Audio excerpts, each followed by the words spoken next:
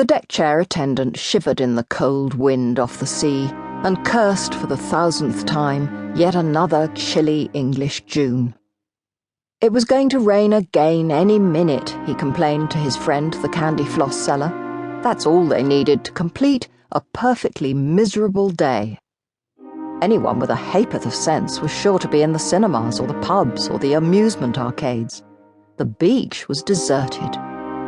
Who'd be fool enough to rent a deck chair in weather like this? He pulled his coat collar up round his ears, leaned on the iron balustrade of the promenade, and surveyed the row of beach huts.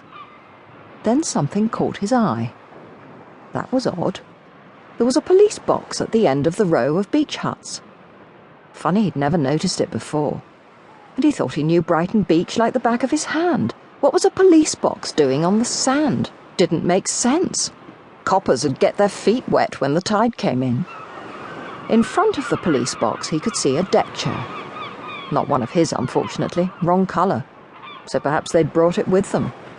And there was a fellow slumped in the chair, with a brightly coloured beach ball and a bucket and spade by his side.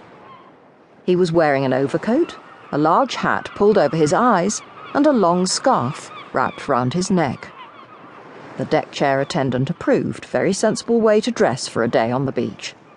That's what made this country great, he thought nostalgically. A steadfast refusal to be deterred by facts. You come to the seaside for the day and, regardless of whether there's 6 feet of snow along the prom and icebergs are floating down from Hove, regardless of the fact that you're cold, miserable and your boots are beginning to let in water, you come and sit on the beach, even if it kills you. And with this wind, it probably will. Wait a minute.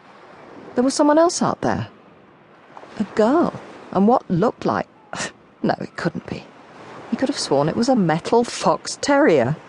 A new breed, perhaps. Mind you, he said to his friend the candy floss seller, when you consider miniature dachshunds, I suppose anything's possible. The doctor was sulking, Romana decided.